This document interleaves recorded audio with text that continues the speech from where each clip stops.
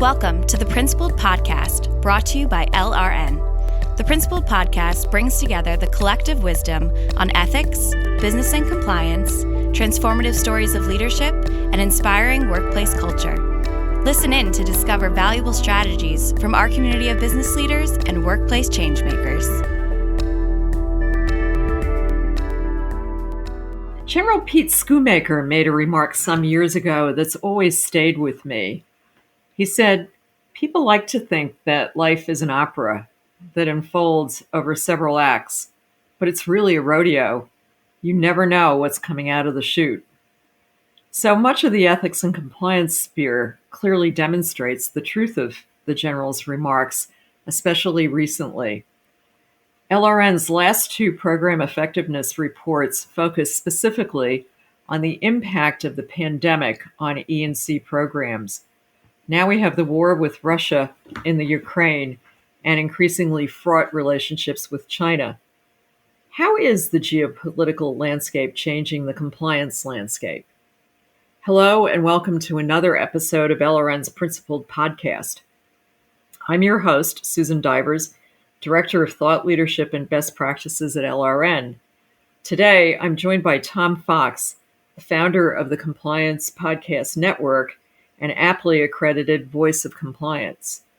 In addition to his 30-plus years of legal experience, Tom is the author of the award-winning FCPA Compliance and Ethics blog and the Complete Compliance Handbook, now in its third edition, which is by far the best source for best practices in one place about E&C programs.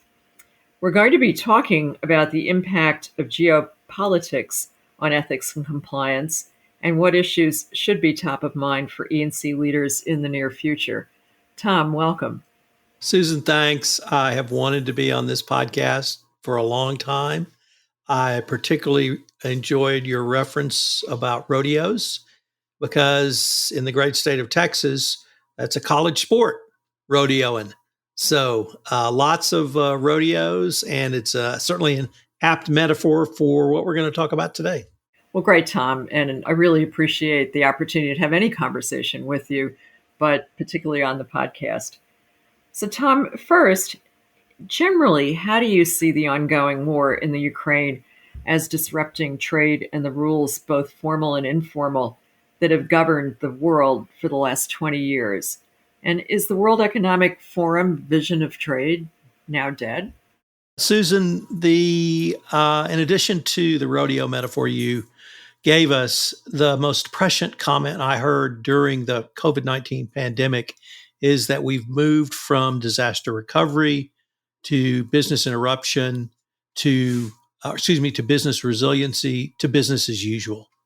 And literally now we can have a weather event, we can have an economic event, we can have a geopolitical event, we can have any event, and the requirement of a company is, how do you respond? How do you respond tomorrow?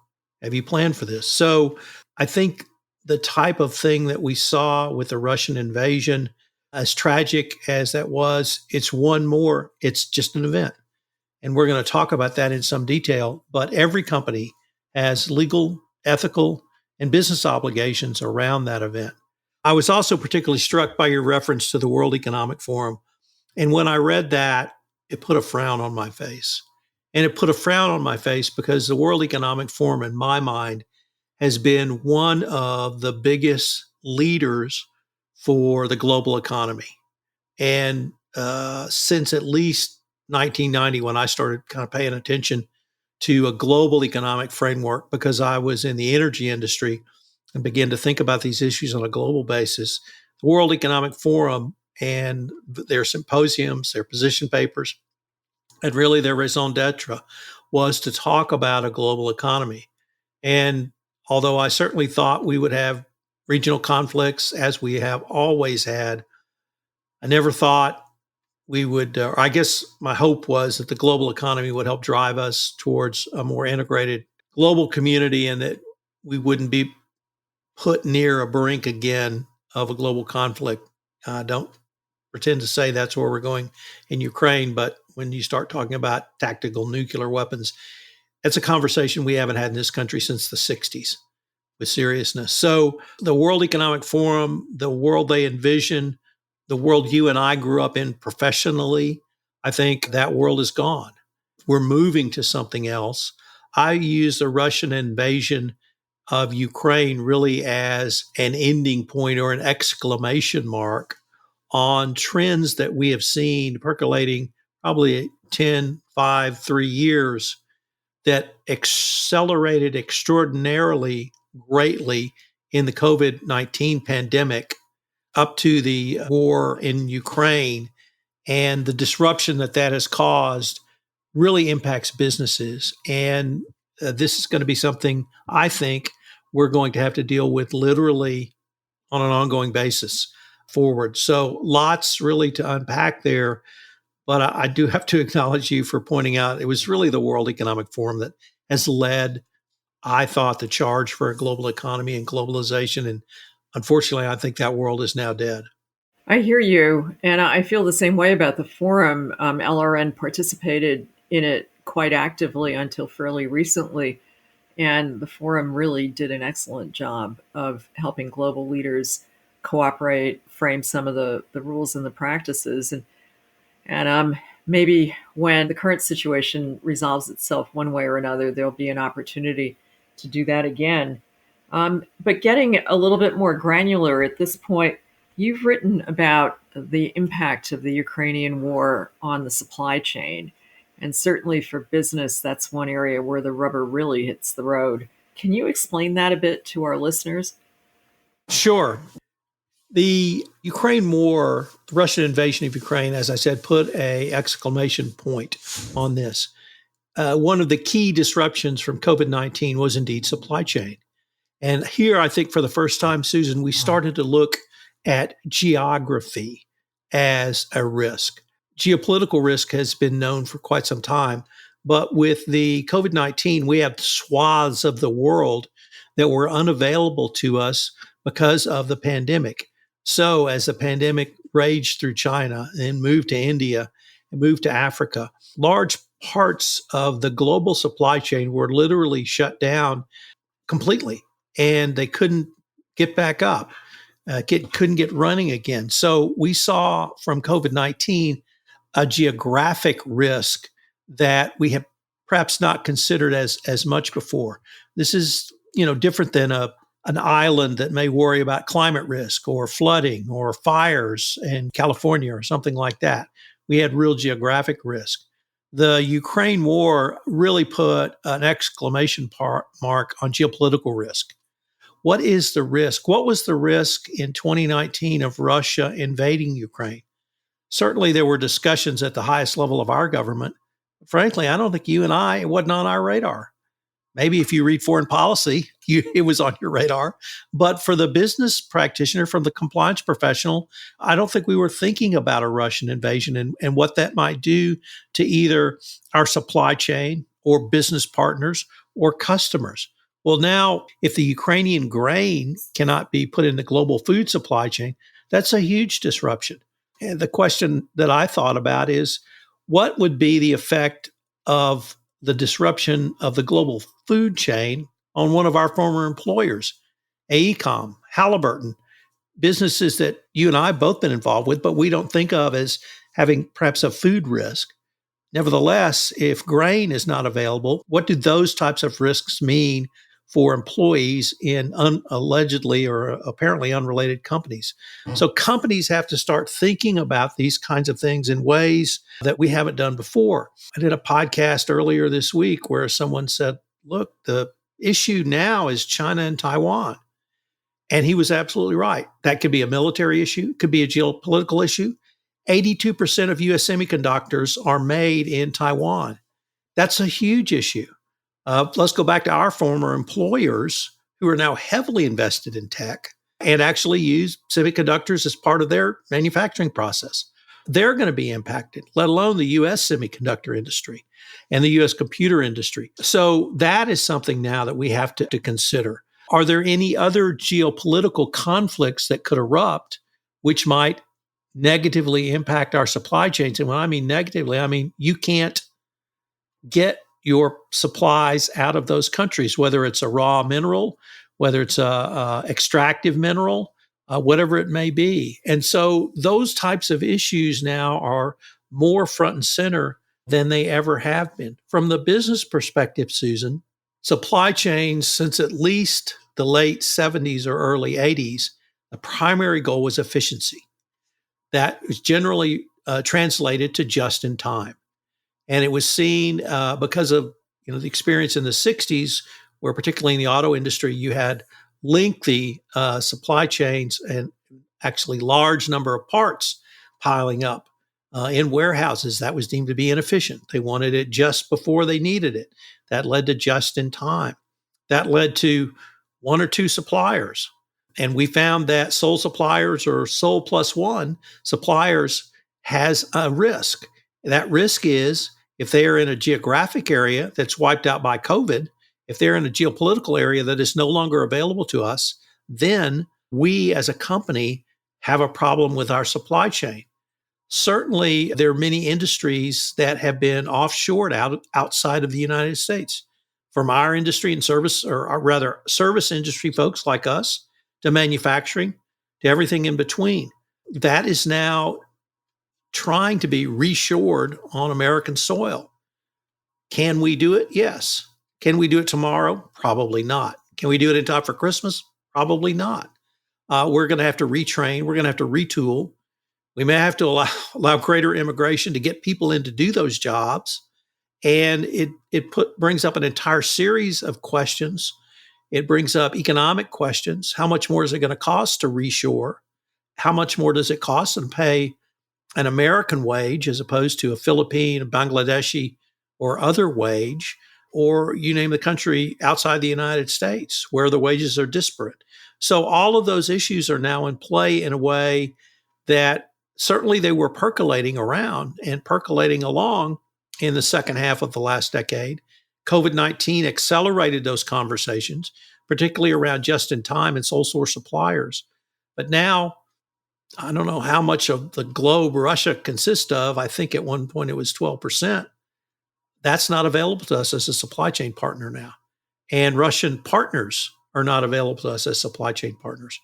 Now, what happens if China is not available to us as a supply chain partner, or Taiwan because of an armed conflict with China? How is that going to play out? Or can we even get semiconductor chips out of Taiwan if they're in armed conflict with China? So all of these issues are now front and center. And I think every company has to be looking at their supply chain, who's in their supply chain. And then obviously this ties into things that were not deemed to be connected to all of these issues before, such as conflict minerals.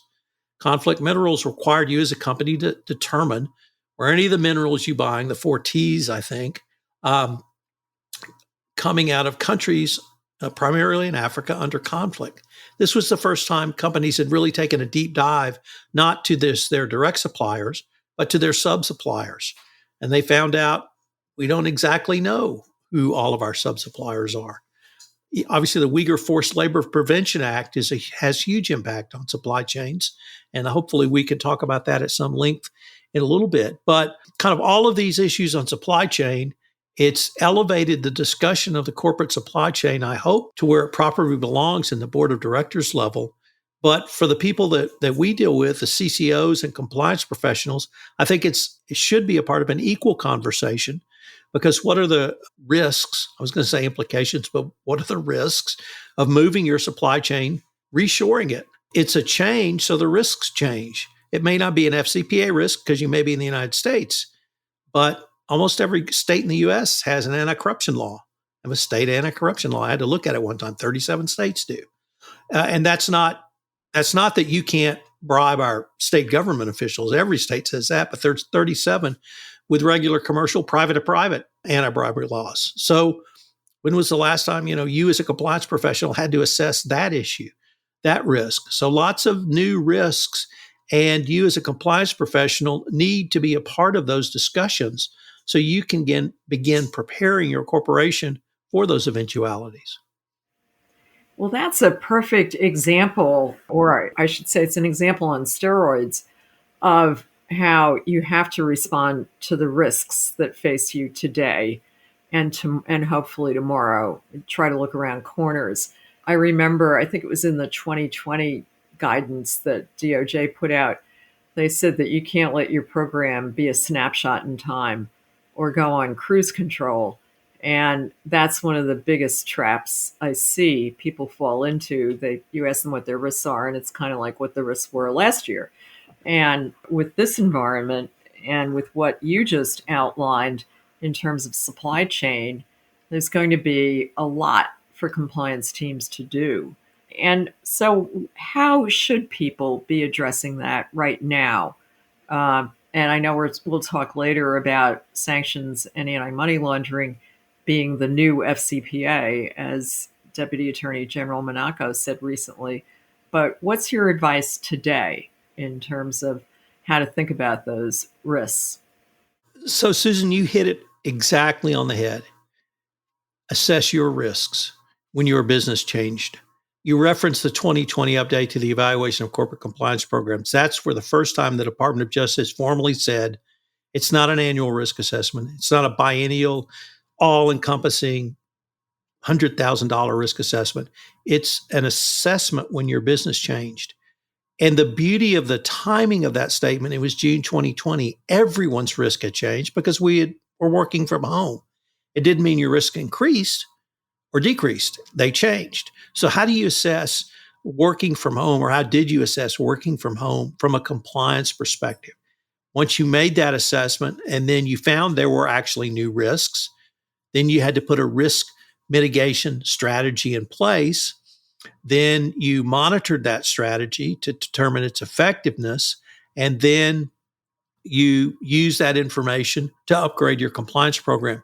So the formula is in place for all of these things, but it starts with exactly what you said, Susan. Assess your risks if your business has changed, and everyone's business has changed, literally, particularly in the supply chain. So you've got to know who your suppliers are. From the business perspective, who can supply us is paramount. Pricing is going to be paramount. But from the compliance perspective, where are they getting those? If you're a clothing manufacturer, how many of your suppliers are coming out of Bangladesh? And how many of those suppliers are violating any sort of fair trade or human rights laws? Even what's the safety, as we know from the plaza collapse a few years back in Bangladesh? So you have to know who's in your supply chain to a level and degree that you didn't previously think about unless you were in conflict minerals. But the beauty of that is that if you make that assessment down into your sub-suppliers from your supply chain, you as a business will be stronger. You will see, number one, if there are inefficiencies in our supply chain, but two, if there's a disruption, you'll be able to mitigate that if a disruption occurs, because you can move to another supplier because you know where the parts are coming in from. And hopefully you'll be able to have prior knowledge or planning around that. But think of a weather event. So in 2021, I was living in Houston. It hit 7 degrees. That was the first time we'd had single digit weather in Texas since 1890. So, well, we can't prepare for that. Yeah. And this is a town that had gone through 2 500-year floods and 1,000-year flood over the past 18 months. We had a wildfire north of Houston. We'd never had a wildfire in Houston, Texas in my lifetime. All of that's to say is that things have changed. I don't pretend to say I know which way it's going. I just know that you have to be there. You have to have assessed those risks and have a plan in place if you can't utilize all the way down in your supply chain. But that gives you the opportunity to be more business efficient. And if a catastrophe does occur, you're more quickly able to respond. So it starts with a risk assessment, put a risk management strategy in place, monitor that strategy, and then improve your compliance program as information becomes available to you. I totally agree with that, Tom. And I want to relate it back a little bit to a point you raised earlier, too, which is this gives you an opportunity to make sure that you're dealing with ethical sub suppliers and that your whole supply chain meets spec. And I think I've seen in the past, in my long years as an ethics and compliance lawyer, and before that, as more of a specialist on FCPA, that a lot of times people don't know who their sub-suppliers are. And the first they find out is when there's fraud or potential bribery issue, or diversion, or theft of intellectual property. So it does give you an opportunity to get a more solid grip on your suppliers and make sure that they are the right people that you're dealing with. So let's turn from that, which is, I think, a very good segue, to the issue of economic sanctions. There's really been a quantum leap in that area. Even it was starting before Russia, I think, with the sanctions on Huawei and the heating up of tension in the US-China relationship. But now it's on a completely different level. And that really, I think, has to be top of list for companies when they review their E&C programs. Can you talk about that and give us some guidance? Sure. So once again, Susan, let me use the Russian invasion as the exclamation mark, because under the Trump administration, we saw an exponential increase in the use of trade and economic sanctions. And I had several friends in that space, and every once in a while I'd email them, well, we had 3 changes today. What do you expect this afternoon? The point being that the prior administration saw those as legitimate and important tools for U.S. national security. That has only increased now on steroids because of the Russian invasion. What the Trump administration's use of those tools did was it elevated the discussion of the trade compliance director in a corporation to the board of director level. It may have elevated them within the compliance function, or generally, within the C-suite, because people now had to call trade compliance and say, anything new today? Well, the sanctions have come out after the Russian invasion have been all encompassing. I looked before this podcast. I think we're on our 7th round of sanctions and more to come. That's 7 rounds from the United States. That doesn't even count the UK and Western Europe, who have equally sanctioned Russia. So many US multinational companies are also subject to UK or EU trade sanction directives. So you need to be cognizant of those.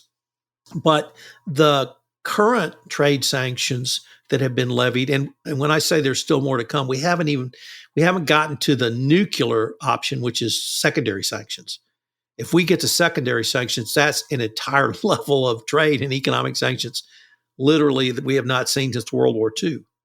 So discussion, though, around trade sanctions, and once again, I've talked to several of our colleagues who have that as their specific compliance remit, and their specialization is they now feel elevated within the corporation. They feel that the issues they've been dealing with their professional careers are now being discussed literally at the board of directors level because of these huge potential fines and penalties, the huge visibility. And as important as these legal restrictions are, Susan, it's actually the reputational damage.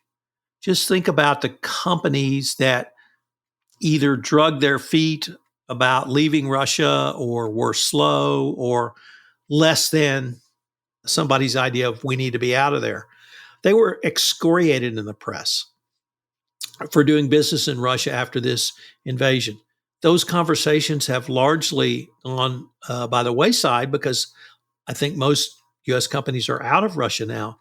But the reputational damage for the violation of trade sanctions, or even some sort of norm or standard, now cost more than perhaps even the fine or penalty would have cost. So it's really a huge change for our colleagues. It's an important change because now those issues are being evaluated together with supply chain at the board level in a way they have not been previously evaluated.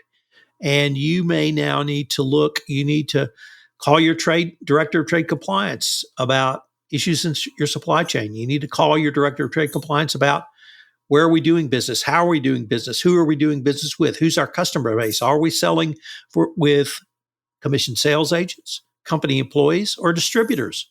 If we're using distributors, are they reselling our products into Iran? Are they reselling our products into a country that's exporting to Russia? All of those issues now, I think, are being discussed at the highest level of a company.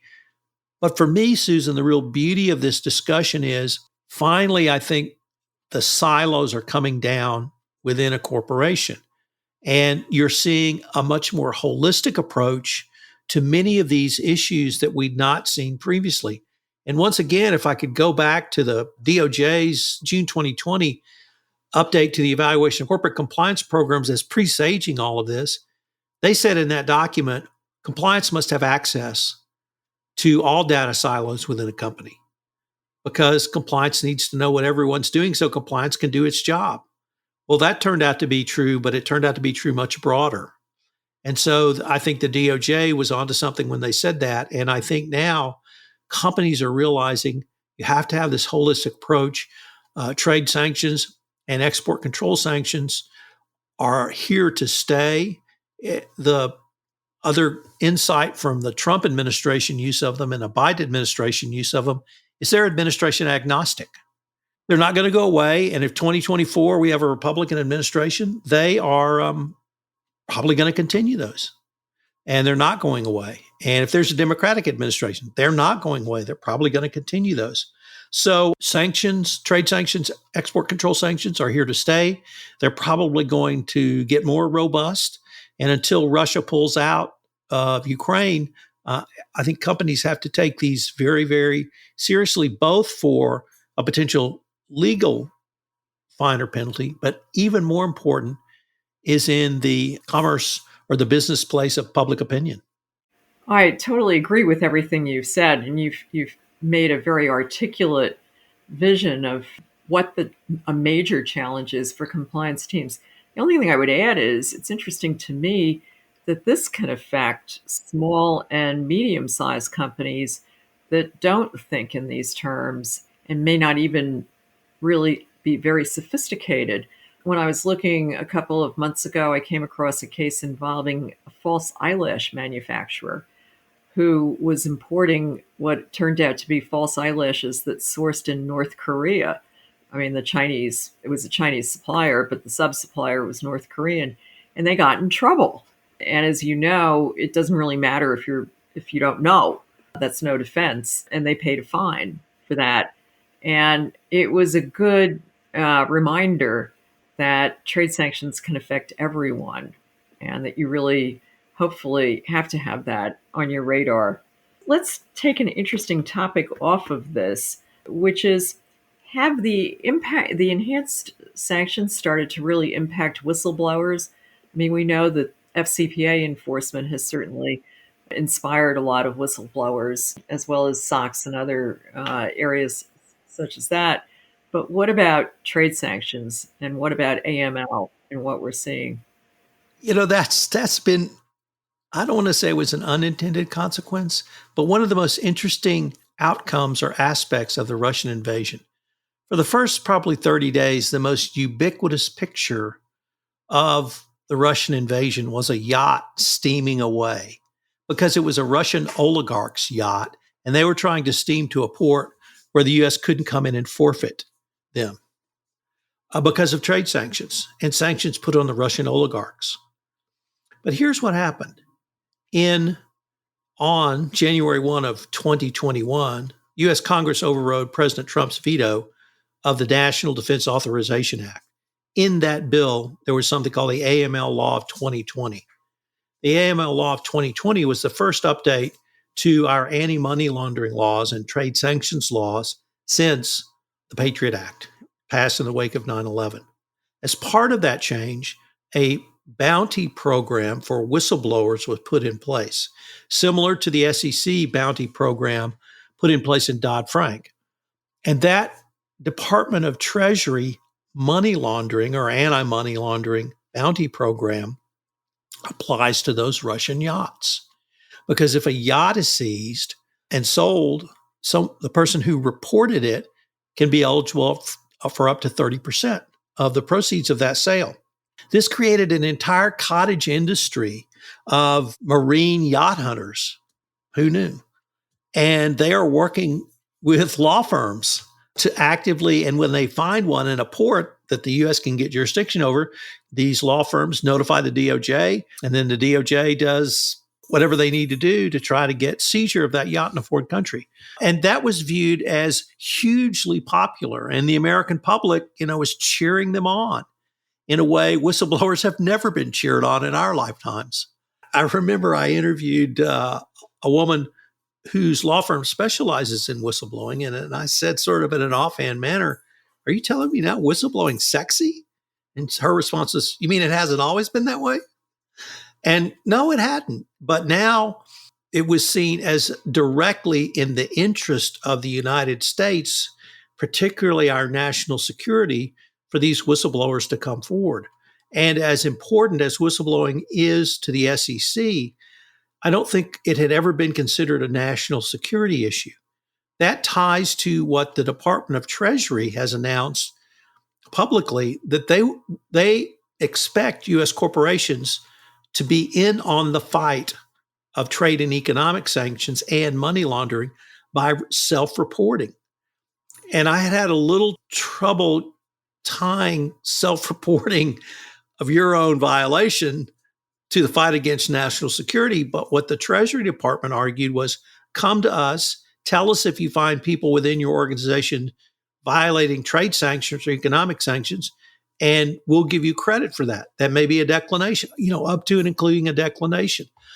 So the DOT has truly tried to incentivize companies to be a part of this fight, and that is now the same for whistleblowing. Whistleblowers are now seen.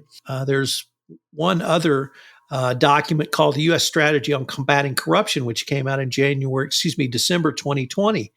In that, December 2021. In that document, the Biden administration pointed to whistleblowers as a component of the fight against bribery and corruption, which that document elevated to national security status. So now we have whistleblowers who, before the Russian invasion, certainly were a part of the legal landscape and part of the compliance landscape, but now they're being told, you are a part of our national security interests and you are a part of our national security fight. And if you bring us this information in the form of blowing the whistle, you will be rewarded. And the U.S. public is saying, you go find those yachts. You go find those people who are doing business with those that are not in the national security interests of the United States, and we'll support that. So that's, in my mind, just a huge psychological change. And I know you have written and said more about whistleblowing and how to treat whistleblowers than about anybody. And I know this is something that you've been talking about for a long, long time, but I really see this as a true shift in the way whistleblowers are thought of in the United States. Well, I'm glad you brought that point out because I think that's true. And tying it furthermore to the impact of corruption on national security, I think is an idea whose time has come. And we're going to do a whole other podcast on that as part of this series. So I won't get into it a lot, but the concept of corruption as a victimless crime has been around as long as I've been practicing, which is a long time. And it's not a victimless crime. I don't need to convince you, but it basically corrodes good governance. It corrodes social structures.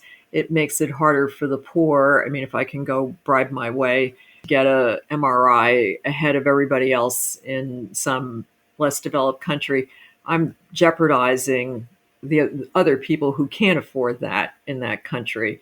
And I'm also corroding ethics and good governance. But it hasn't been seen that way in the past, either by the government, really, or in the corporate community. And so we'll get into that more in the next podcast. But that's fascinating to tie the whistleblowing into that. And it, it has the additional benefit of being true, if you will.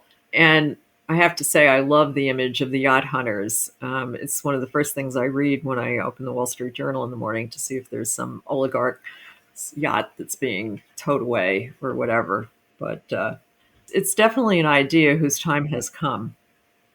And for those of you who think are ever new ideas, I think if you look back in history, that was called piracy and or Ah, raiding by letters of mark. English. Letters of Yes, mark. exactly. Yeah. Letters of marque. So it's an old concept, but it's equally valid today. Well, let's close off this session because we're going to do another podcast and talk more about anti-corruption and sustainability. But one of the things I was curious about is how does all of this tie in to the level of transparency that we're seeing in international trade and commerce?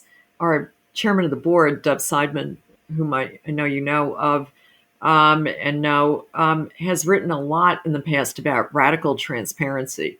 And how does that tie into what we've been talking about? Susan, let me go back to 2015 and the Volkswagen emission testing scandal. And I read a speech by the head of the German Manufacturers Council. So the German trade group for manufacturers. And in that speech, he said, the answer is compliance and transparency. One, be in compliance, but two, be transparent about it. That is how we as a German industry will get through this. Volkswagen has done what they've done. We can't stop that or do anything about that. But we, the rest of German manufacturing, can be in compliance and can be transparent about that compliance. And that really struck me at the time, and it's stuck with me since then. And so the transparency, the radical transparency that Dove talks about is even more important in 2022 because of things like the Business Roundtable statement on the purpose of a corporation. How many stakeholders are there now? Previously, there have been only shareholders, but now you have multiple stakeholders. It could be your employees, it can be your third parties, it can be those localities where you do business. And that's where that radical transparency is so critical, because they may not own shares and they may not be able to vote, but they can vote with their pocketbook. And the radical transparency allows you to demonstrate to stakeholders who are going to vote with their pocketbook that we do business ethically and we are in compliance, and that you can and you should do business with us because our values are what your values are. And that's, to me, the power of radical transparency. And it's the ability to demonstrate to those who are not regulators. Because remember, if you're fined for a regulatory violation, that's seen as a below the line sunk cost, just a cost of doing business. Tell me how much my fine is, and I can reserve for it, whatever it is. What I cannot reserve for is if 5, 10, 25, or 50% of my customer base chooses not to buy my products because I've been found to have violated sanctions, or I've been found to have used Uyghur labor in products I sourced out of China, or you name the issue. That's not a bottom line cost. That's a top of the line cost. That's a cost you can never get back because you can't reserve for non-sales. It's a cost you can't anticipate, you can't reserve for, you can't mitigate the risk, because once you don't have sales, you don't have sales. And so to me, that concept of transparency, that concept of doing business ethically and compliance, and that concept of radical transparency all really protects you and allows you as a corporation to say, this is what we stand for. This is why we're proud to sell a product to you, and hopefully you're proud to buy a product from us. Well, you're right. And that really tees up the heart of sustainability. Sustainability isn't one giant checklist after another. It's what are we really doing and how are we doing it? And what you're also saying too is, and it ties with things Dove said in the past, that we live in an age of radical transparency where anyone can go on Twitter, I guess if they pay the $8 now, or post on Facebook or Instagram or wherever, and expose concerns. And with the incredible increase in sanctions and money laundering controls, it's just a further reason, if anyone needed one, why you have to get your house in order and you have to make sure that you are dealing with those risks effectively, and of course, walk the walk as well as talk the talk. So we are running out of time, unfortunately, but I'm excited to mention again that we're going to continue this conversation in an upcoming podcast. It's been such a pleasure having you today, and I know we could keep talking for another couple of hours, but we'll have further opportunities in the future. I always have way too much fun when you and I sit and chit chat, whether it's over a lunch, a coffee, or a podcast. So thank you, Susan. Oh, I feel the same way, Tom. So my name is Susan Divers, and I want to thank you all for tuning into the Principled Podcast by LRN. We hope you enjoyed this episode. The Principled Podcast is brought to you by LRN. At LRN, our mission is to inspire principled performance in global organizations by helping them foster winning, ethical cultures rooted in sustainable values. Please visit us at lrn.com to learn more. And if you enjoyed this episode, subscribe to our podcast on Apple Podcasts, Stitcher, Google Podcasts, or wherever you listen. And don't forget to leave us a review.